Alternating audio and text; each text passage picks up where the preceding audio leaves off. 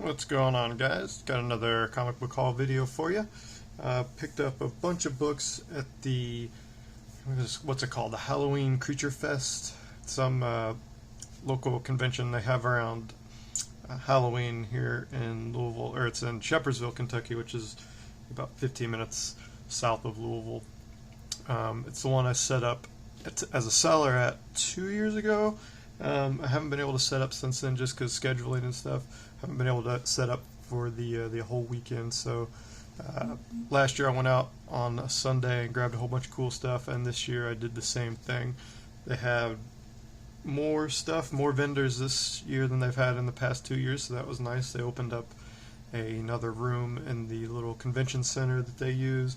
They actually had some video games set up as well. They had a bunch of consoles and pinball machines that were all free to play, so that was pretty cool. Hopefully it gets bigger as it progresses, and it was pretty cheap to get in. It was $15 I think for 1 day pass, and then they set up on Friday, Saturday, and Sunday.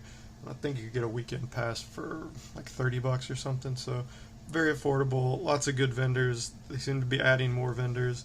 That's why they added another room, so that was cool. So I shopped from about, I don't know, 5 different comic book vendors, so that was cool. Most of these are dollar books, and I think the most I spent was like $3 on some, so I'll point those out as we go along, and let's get started. I'll start with the books that I'm probably going to try to sell. This first one is Star Wars Dr. Aphra #1. This is her first ongoing series. This one was hot for a while, but like most everything else, it's come back down to earth. I think I sold a copy of this about a year ago for $20, so I'm not sure how much it goes for now, but I'll list it for sale and probably hopefully try to recoup some of the money that I spent. So that one's $1. Next one I'm going to try to sell is this World War Hulk #1. Again, this one was hot for a while with the She-Hulk show, but has again come back down to earth. This one with the yellow sticker up there, I think this one was $3. So it goes for about 10 or 15 now, I think. So I'll probably just stash it in a box and hold on to it, and when the spec cycle comes back around, maybe get $20 or so for it. And last one that I'm probably going to try to sell is this Tokyo Ghost #1. This is the cover B. I've cover A. I think I've got that listed on my Mercari store, but I haven't sold it yet. This one, I believe, has been optioned, but there's been no news in a while, so it's pretty cold as far as spec stuff goes. But for $1, I will not pass it up. So those are all the books that I'll probably end up trying to sell. All the rest of these are from my personal collection. Get started here with some Alf goodness.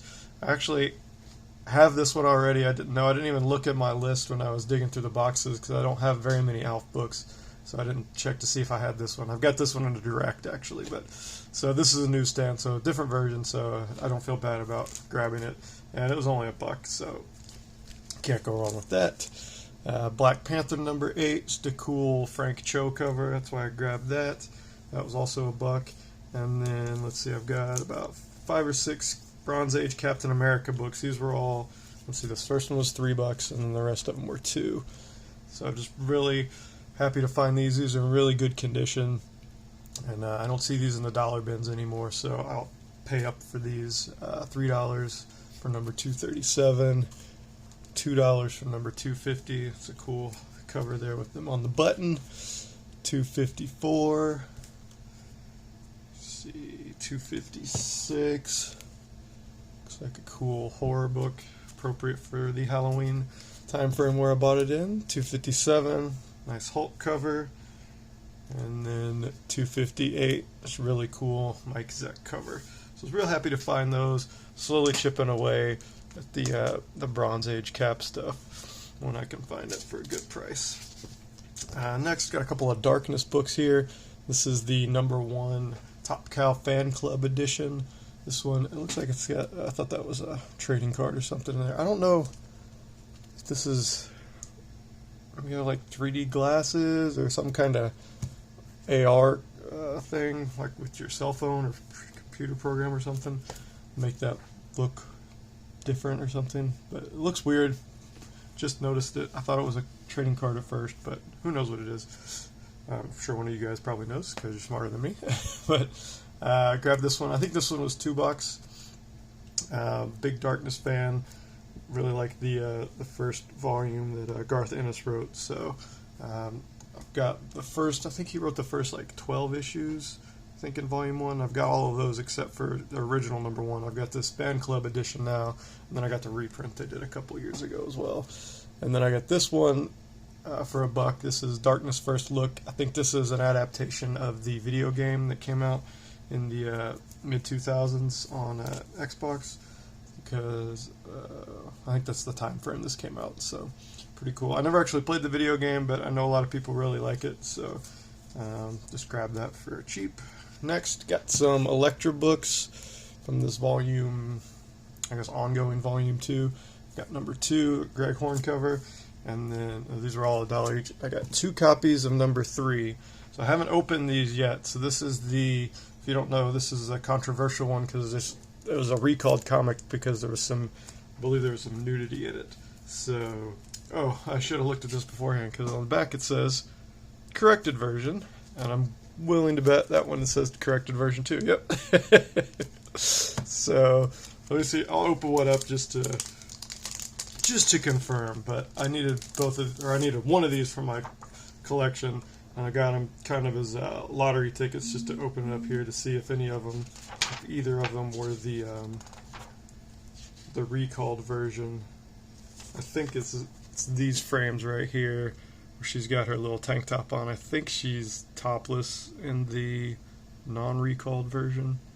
I think that's what it is. I think that's the nudity there. But these appear to be corrected. The corrected versions, according to the back of the comic that I probably should have looked at before I bought them. But you know, they're only $1. Really cool Greg Horn covers, so why not? Got number 13, another beautiful Greg Horn cover. And number 15, just more Electra goodness. And let's see, picked up Geiger number 1. This is the glow-in-the-dark cover. This came out at the same time, around the same time Noctera came out, and I read the first, I think 5 or 6 pages. They had a previews on the previews app for Geiger, and I didn't really like the story and the pages I had previewed, so I decided to go with Noctera. The stories are kind of similar. So I've enjoyed Noctera. I picked up those as they've come out, but Geiger, I grabbed this one just because it's a cool glow-in-the-dark cover, and it was only $1. And Ghost Rider number 7, just almost got the whole volume, or the early, what was it, like 30 or 40 issues I think I've got. Still need number 1, and then the last 10 issues or so, those are harder to find, so hopefully I'll get those at some point. Got a Ninja Turtles parody. This one was $3 as well. It's got that green sticker up there from the booth I got it from. So this is Green Gray Sponge Suit Sushi Turtles, the parody. Keen, Teen, and Turnip Green. So I didn't open to look at it or anything, but I love the Ninja Turtle parodies. I collect those, so I was happy to find this one. This is the homage to the Ninja Turtles, the first Ninja Turtles movie poster. So that's kind of cool. Got a Guardians of the Galaxy 25. I've got the regular one of this one. This is a foil cover. Can't really see it too well, but trust me, it's foil. And I grabbed that one just because it was a newsstand. Happy to grab that. Got another one of these sketch cover books. This is Image United number 1. This one doesn't have the regular cover on it. It just goes straight into the story. But it's kind of cool. It's got, let's see, art by 1, 2, 3, 4, 5, 6 of the original Image 7. No Jim Lee, but everybody else does some art on the inside, so that's pretty cool. Speaking of the Image 7, there's some Spawn goodness. Medieval Spawn and Witchblade number 1. Just love the crossover stuff, so why not? Grab this Monstrous number 1 Talk Stories. This is a shiny foil cover. Just grab that one for the beautiful Sana Takeda art. She does the interiors on all of those, so happy to grab that one for $1. And then let me see, $1, yeah. Yeah, this one was $1 too. This Moonshot. Moon Knight number 4, Fist of Khonshu. This was the, I guess, volume 2 technically of ongoing Moon Knight series. It was only a 5-issue run. I think I've got 3, 4, and 5 now, so I still need the first 2. Picked up a couple of Reborn books. This is my first copy of number 1, so I was happy to find that one for $1. And then I've got a bunch of the different covers to most of the other issues. This is a Kari Andrews cover for number 2 that I didn't have, so I was happy to find that. Got a fun Scotty Young cover on this Rocket Raccoon All New Marvel Now variant. Really happy to find that. The She-Hulk book, I think this one was $2. Savage She-Hulk number 24. It's in pretty good shape. I think this first volume of She-Hulk ran for 25 or so issues. So I got number 1, and that's super beat up. That one looks like it got chewed by a wild animal, but I think that one was only like $6 or something. So I grabbed it. And then if I find these in better condition, I'm going to pick those up for cheap when I can find them. I got some more Frank Cho goodness here. Shauna the She-Devil number 1. I think this completes the series. It's a 7-issue miniseries where Frank Cho does all the interior art, which I love, and he writes it as well, so that's pretty cool. Just happy to find that.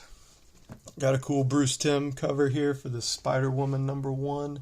This one was also $2, so I was happy to find that. It's kind of got a looks like he drew it with like colored pencils. That's kind of the style it's in. So pretty cool. Big Bruce Timm fans. That's a thick book too. You can't tell, but trust me when I tell you, it's pretty thick. More Darkness goodness here. This is Tales of Darkness 1/2. The Wizard 1/2 books. It's got the certificate of authenticity there on the back. So it's pretty cool. Some more Darkness. Got a Ninja Turtles Usagi Yojimbo Where When number 4. So this is a recent miniseries crossover that just finished a couple months ago. It was a 5-issue miniseries. It was a lot of fun. It was Ninja Turtles traveling back in time to feudal Japan and crossing paths with Usagi Yojimbo. So that was pretty cool. And this was the retailer incentive, the RI cover for number 4. So I think I got covers A and B for all 5 of the issues, and this is my first retailer incentive for it, so that's pretty cool. And that one was $2, I think, as well. Really happy to find this one. This one was for $1. This is like one of the few Thor books that I look for. This is 412's first appearance of the New Warriors. I've been looking for this one, ever since I got back into collecting. I've told the story before about how New Warriors number 1 was one of the very first number 1 issues that I got when I was collecting comics back in the 90s, because they didn't release a lot of number 1s. They certainly didn't reboot the series as much as they do now. So when there was an actual number 1 coming out for a new title, it was a very big deal. And I remember I was really excited when New Warriors 1 came out, and I never had this Mighty Thor 412, the first appearance of the New Warriors. So it goes for between $5 and $10 sometimes. But I've never seen it in the dollar bin since I got back into collecting, and I always look for it. So I was really happy to find it and add this one to my collection, especially for $1. Then we got a bunch of Transformers books here. This is the subscription cover for Dark Cybertron number 1. These were all $1. These were all just cover buys, basically. This is Dark Cybertron, the finale, the subscription cover. It's a cool Shockwave cover there. And this is Transformers Regeneration 189, cover B, just a cool Rodimus Prime cover. And then we got number 100, the subscription cover. It's got Cobra Commander on there, it looks like, and Baroness and Flint down there. So looks like there was a crossover there with the G.I. Joe there.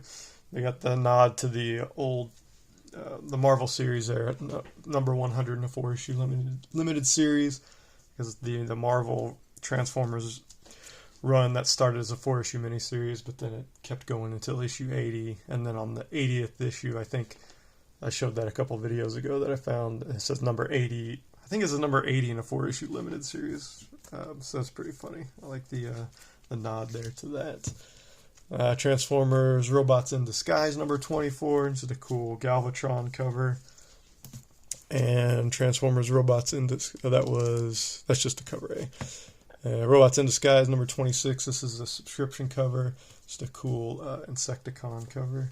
And let's see, just finishing it off here with some X-Men books. We got X-Men 92 number 1. This was the Hastings variant. Looks like that one was $2 as well. Got War Machine number 1. This one was $1. This is the newsstand of his first. I think this was his first ongoing. So this is weird. I always thought it's got the very 90s embossed cover there, but it's newsstand. And most of the time, the newsstands in the 90s, if there was an embossed cover, that was on the direct, and the newsstand was just like a flat cover. It wasn't embossed. Like, I think it was like that for Silver Surfer, and then I think I showed Supreme number 1 in my last video. It was like that. But maybe they just did the embossed cover for the newsstand and direct for this War Machine. Because I'm pretty sure the direct is this embossed cover as well. But it's got a few spine ticks. It's got a thick cardstock cover on this one, so it's kind of hard to, if it's been sitting in a box for a while, it's kind of hard to find without spine ticks. But for $1, I was not going to pass it up. I got this West of Sundown. This is number 1. This is a cover of covers is what they called it. I wanted it because it's got this Suspiria cover on it. She did I think it's one of the incentives. I think it's a 1 in 25 maybe. That's the one that I want.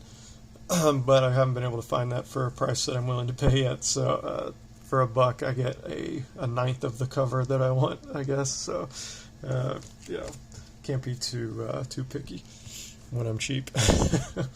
Next, got a What If Wolverine Battled Conan. I just remember this one from when I was a kid. I loved this What If series, and this was always just a cool cover with Wolverine and Conan on there. And this one was $3. I was real happy to find this one. This is X-Men 212. This is my first copy of this. This is the first battle between Wolverine and Sabretooth. So I was real happy to find that one for a good price. And then the last book I got, I can never pass this one up when I find it in the dollar bin. This is X-Men 248. This is first Jim Lee art on an X-Men book. I think this is my second or third copy now. It's a pretty good shape for not being in just being in a bag and no board back there. So I was happy to find that one. I think I've got the second print. I don't have a newsstand yet, so I'll keep my eyes peeled for that for sure. But, love Jim Lee, love the old X-Men stuff, so I can't say no when I find this book for $1. Alright guys, that's going to do it for this video. Hope you all enjoyed it, and I will talk to you later. Bye.